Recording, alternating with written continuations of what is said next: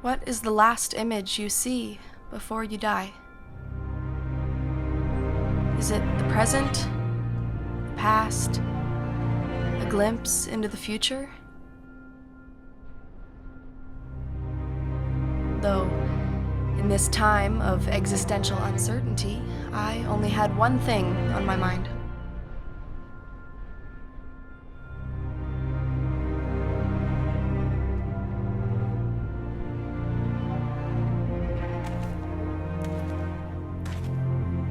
Benjamin fucking Cole. The first time I laid eyes on Benjamin Cole, he told me, "I hold the key to the end of time." I told him to lay off the chalk, which is the same thing I say to most of these freaks. But Benjamin was different. He just sat there with this obnoxious, idiotic facial expression that happy people like to call a smile. I can't remember the last time I've done that. Maybe never. Regardless, he wasn't happy. I could see right through that shit-eating grin. He was mocking me.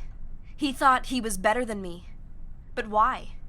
We're all cut from the same cloth in this Folgers-scented wasteland that bureaucrats call group therapy and label us with words like burdens, losers, bums, junkies, addicts.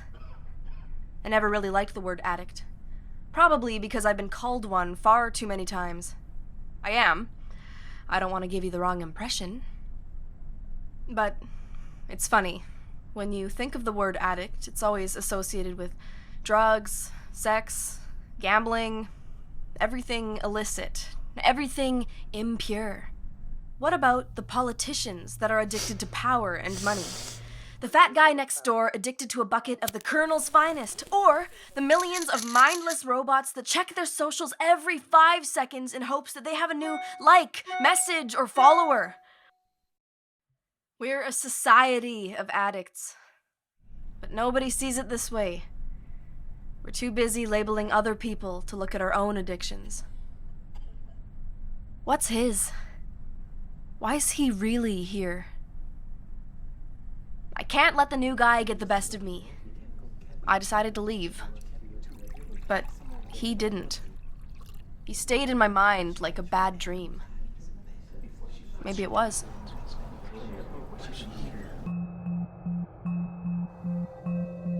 When you're alone in the desert, the rocks have a certain way of looking at you. The same way they looked at our ancestors and whatever creatures inhabited this place before them. But something else is here. I can feel its overwhelming presence. I call out for help, and my voice echoes for miles. Nobody answers, but I know it's still there, watching me. I start to panic. Suddenly, I'm paralyzed on the floor of the earth, gasping for air as the black smoke fills my lungs. I can feel my temperature rising, my skin starting to sizzle against the desert rock, but it's not from the sun. It's coming from within. It's here.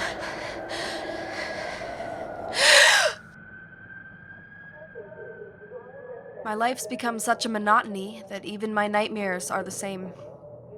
It never used to be this way. I guess you could say when I was rolling, I gathered no moss. Now, the only thing I'm gathering is enough confidence to finally make the plunge. I don't hate myself, if that's what you're thinking. I hate what I've become. I take pills every day for anxiety, depression, something for this, something for that. I used to pop Pez for fun. And now I'm popping cement because they claim I have something called substance abuse psychosis. Don't worry. I don't know what the fuck it means either. A word created by a table of boomers who still refer to us as crazy. Yeah, the same people that claim the smoke's not doing any harm, that our generation doesn't work hard. It's all grade A bullshit. What they keep forgetting is that they were young ones. They were the first generation to grow up thinking the world would improve with time. Here's the thing. They spent their lives searching for the dream. We never had to search for it because we were born already knowing it didn't exist. Tonight's curfew will begin at 1900 hours. In their eyes, we're a generation of fuck-ups. But hey, that's what makes us, us. I work. Not hard.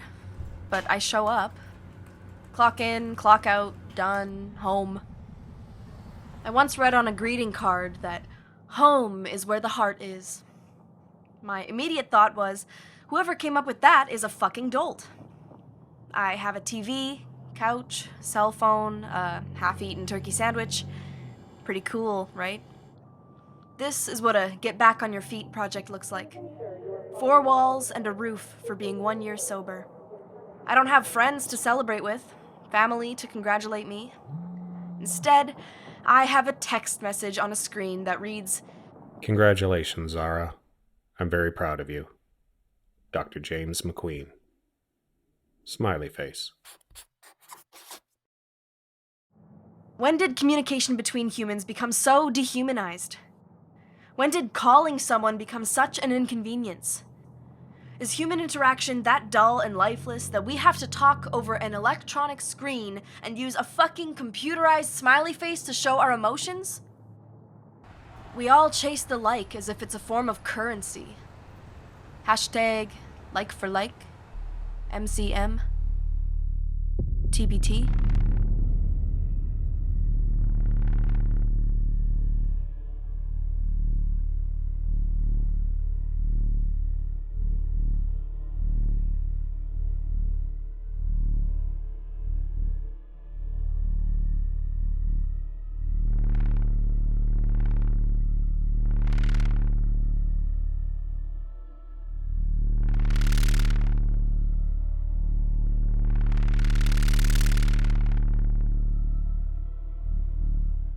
That's not me. That's not my perfect life. But you believed it was. See? I can play pretend too. When I was younger, I loved to dance. I was pretty good at it too. I like to think I was a happy kid. Though I think most kids are happy until they become aware of the world around them.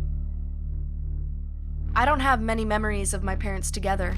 I don't remember my mom. I don't know who my dad really was. He worked for the government, national defense. Eventually lost his job, blamed everything on everyone else. That's why she left. He spent his time in the garage working on his projects, and I spent mine alone, wondering if it was something I did. This was before he was labeled a threat to national security. This was before he was tried and convicted. This was before he killed himself in jail. A quick Google search will tell you all of that, but what the sum of the world's knowledge won't tell you is the most important thing. Why? After that, I was thrown into the system. You know, the one that was supposed to look out for my well-being.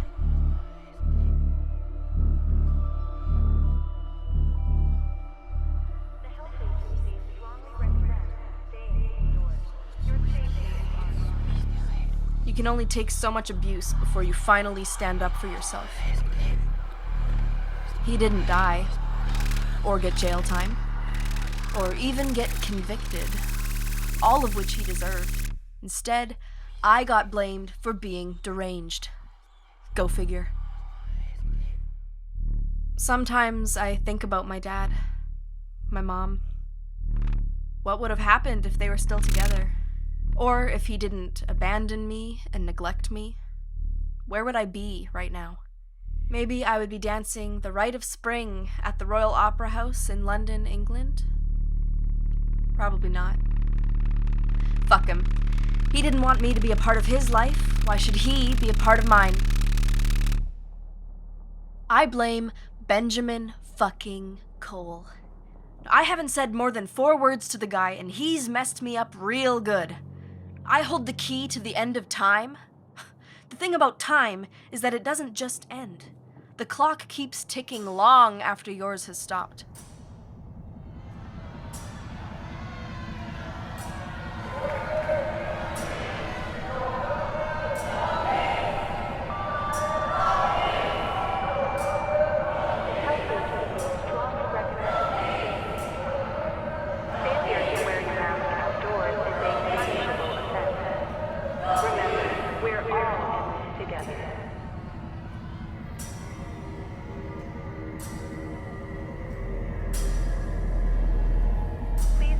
You are following protocol.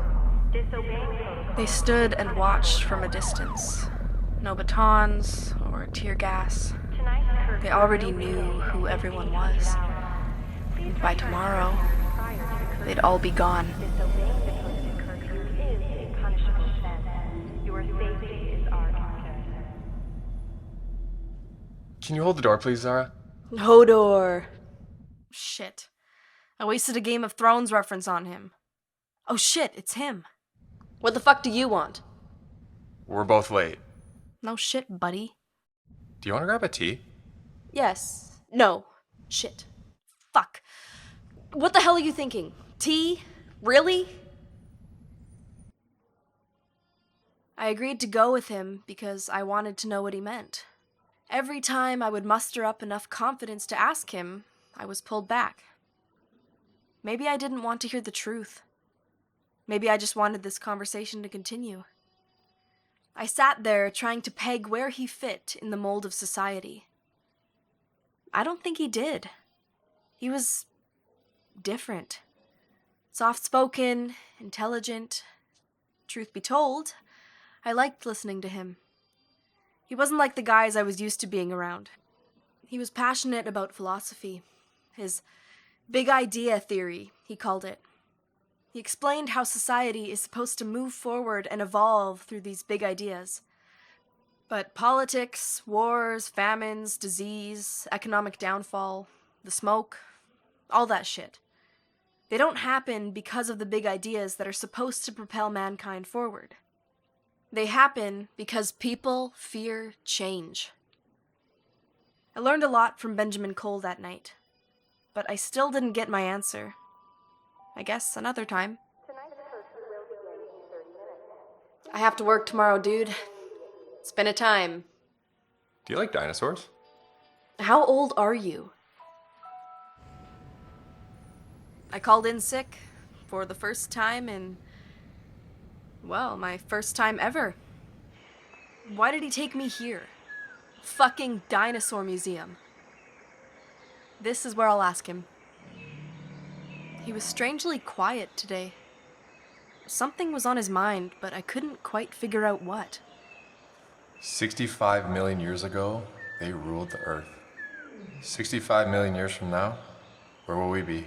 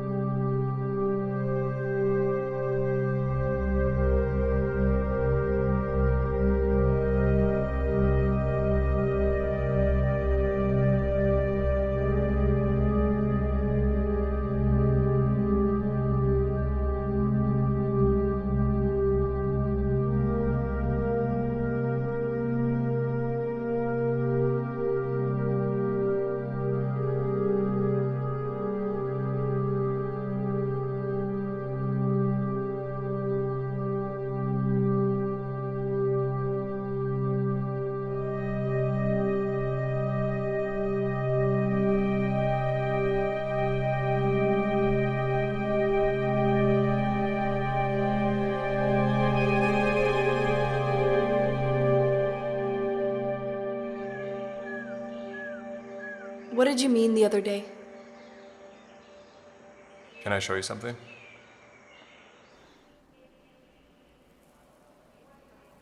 We stood out there for quite some time, enjoying each other's company, before he finally spoke. We live our lives in constant fear. Always being watched, never fully knowing until it's too late. Friends, turning on friends, family, turning on family. This is all part of their design.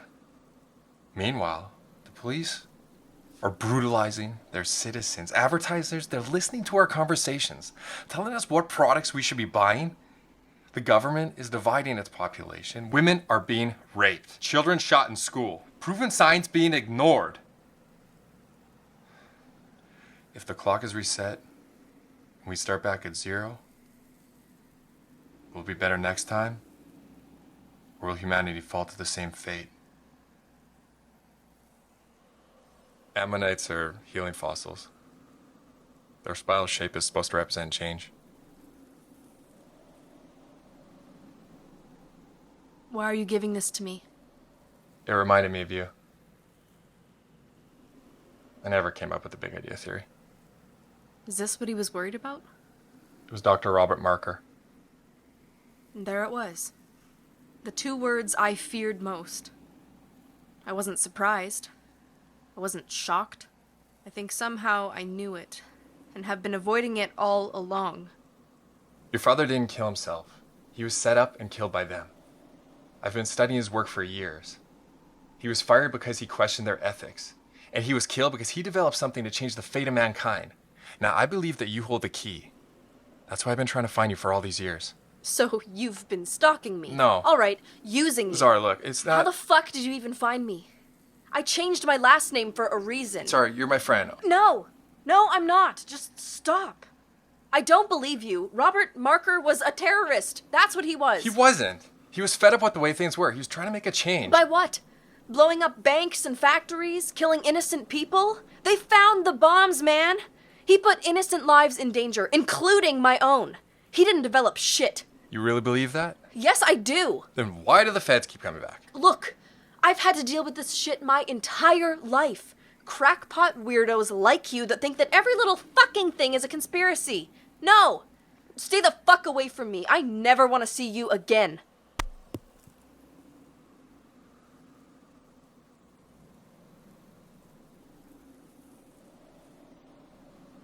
That was the last time I saw Benjamin Cole. I stopped going to group therapy. I quit my job. I even stopped having dreams. Suicidal thoughts entered my brain by the second. How would I do it? How could I leave my mark? My big fuck you to the world? Or would I be just another statistic?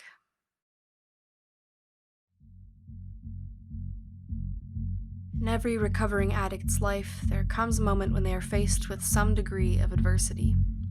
Most find their solace in group therapy, friends, family. Others step back into the darkness. They call it relapse. I like to think of it as my rebirth.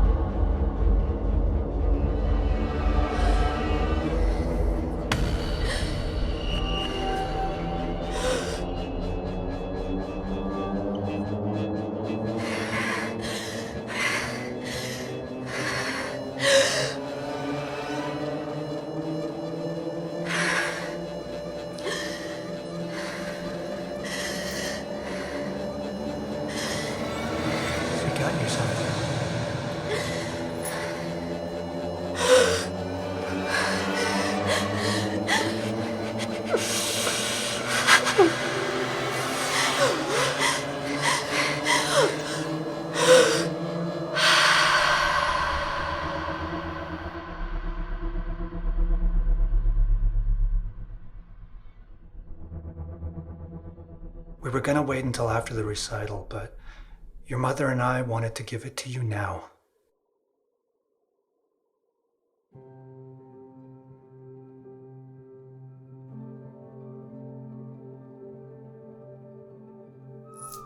I wish I could go back in time and give you a better life, but I can't. I can only give you this. Go, go, go! Move, move! Hands up! Do you remember your first recital? Do you remember what I told you? Yes. You have the right to remain silent. Anything you say can and will be used against you in a court of law. Zara, You have the you right to danced return. beautifully. It's not important to turn one-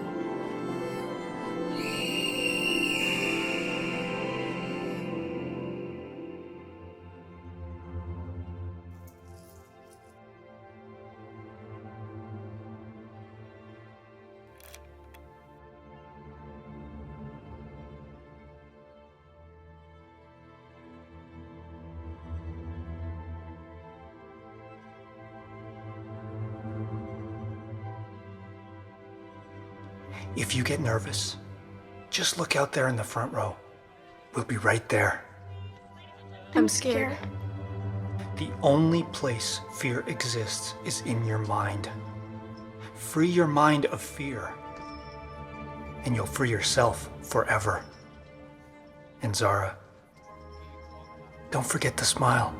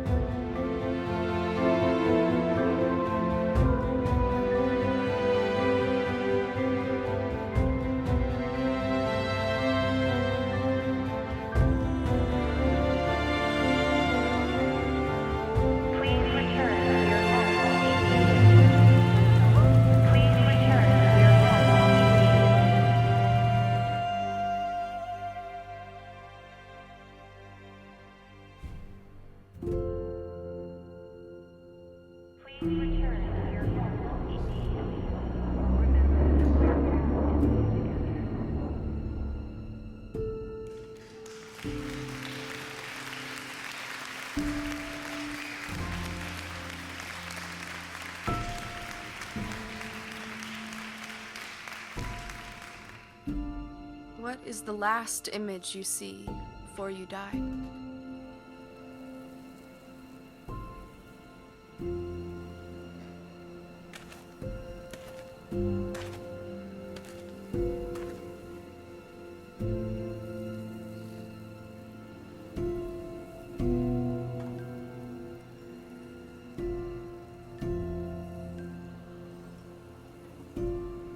Benjamin fucking Cole.